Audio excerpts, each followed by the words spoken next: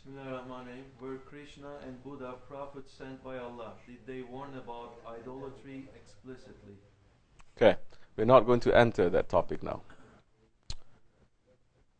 Allah subhanahu wa ta'ala has sent 124,000 prophets. To every nation we have sent a prophet.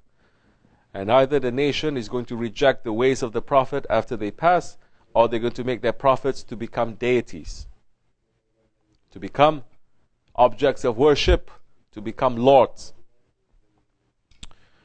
So, if Krishna, Buddha, whoever it is, they were prophets that Allah subhanahu wa ta'ala sent, they brought only Tawheed.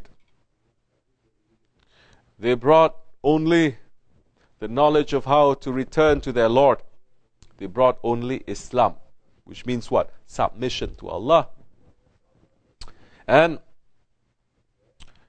they will warn the nation how not to worship other idols, other ilahs except for Allah. And they are going to tell their nation to stay away from the tricks and traps of this dunya. And they're going to warn the nation what is going to happen in the Akhir Zaman.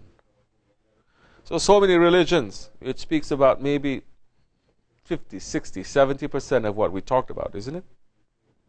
How to return to their Lord, how to watch out for the tricks and traps of this dunya and the ego, Akhir Zaman. But the most important things, the amantu billahi wa malaikatihi wa kutubihi wa rasulihi, all those principles of the faith, the Aqidah, it is crooked. Isa alayhi salam was a prophet sent by Allah subhanahu wa ta'ala. And every prophet also spoke about the coming of the last prophet alayhi salatu wasalam, Sayyidina Muhammad alayhi salatu wasalam. But they took Isa alayhi salam, who is a prophet, who is a man, to be a god.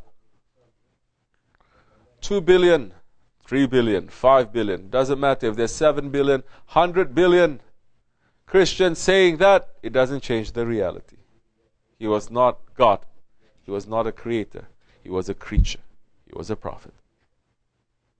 Doesn't matter if there's 1 billion Muslims or 100 or 1. The truth still stays there. Haq is haq and batil is batil.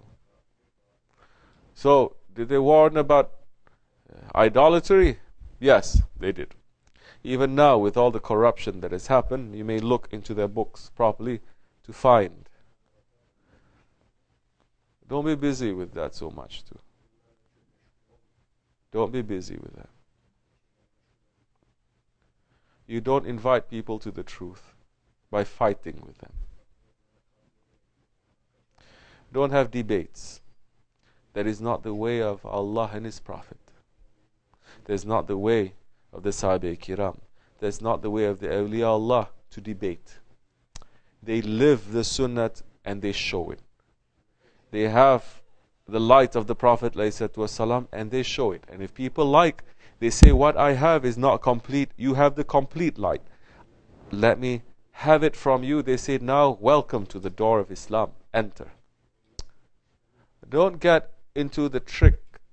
Don't be fooled by shaitan and Dajjal in these days, just to be studying different religions and take their books and their verses to fight against them and to show them that they are wrong. This is bad manners, it is bad adab, this is not sunnat, this is not the sunnat of the awliya Allah, not the sunnat of the Rasulullah ﷺ, and it doesn't work. Which man you're going to come, you're going to convince him reading an air? You say you are wrong because your Buddha is saying this, and he's going to say, yes, you know what, you're right. Yeah, really? Like this? Oh, you're right. Okay, let me say, how many? Maybe thousands that you have said, only a handful that they are going to. But they became Muslim also. Maybe they come into the truth. They understand that their way, it is not complete. Not by the light of the Prophet.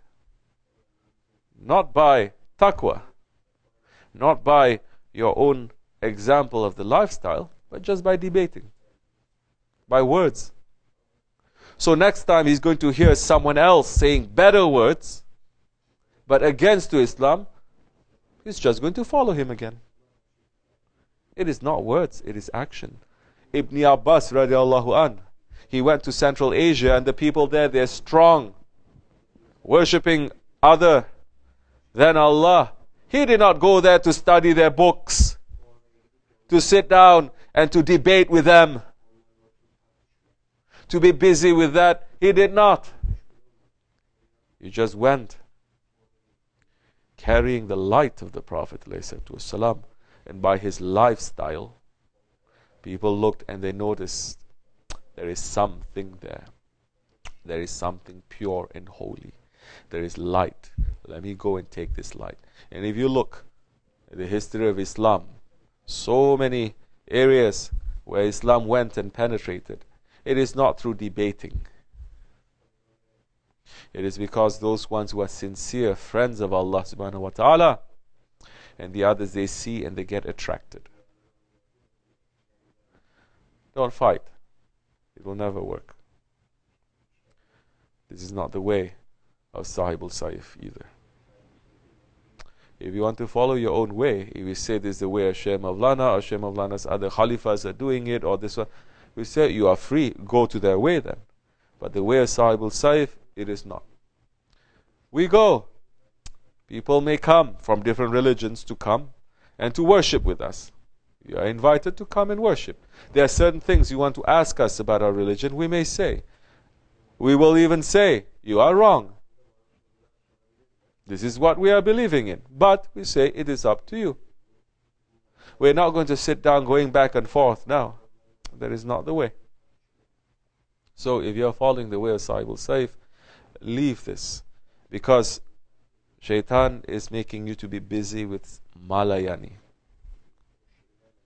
Malayani. Sit and ask, in all those years that I'm studying all these books and all these verses and all these chapters and all these proofs, how many people did you bring into Islam? And out of these, how many are really sincere? And how many stay? And how many make progress? Yeah. Then you're going to understand. May Allah make us to understand more and to follow our Shaykh better. The way of tariqat is not being busy with that. Tariqat is not also being busy with attacking Wahhabis 24 hours. It is not. In case you forget, tariqat is to purify yourself. It is not to attack the Wahhabis. You may know a couple of things here and there. They say you may say something, but concentrate on the sunnah of the Rasulullah ﷺ. That is how you soften their hearts. May Allah subhanahu wa ta'ala forgive us and open our way in this new year for us to become better servants, more awake servants, inshallah. To take the nazar away from our community, from our jamaat, to take the fitna away from our hearts and our jamaat. For more opening for us to run in the way of Allah, for us to be strong believers until we die. For the sake of the Holy Prophet ﷺ, al-Fatiha. Ameen. Assalamu alaikum wa rahmatullahi wa barakatuh.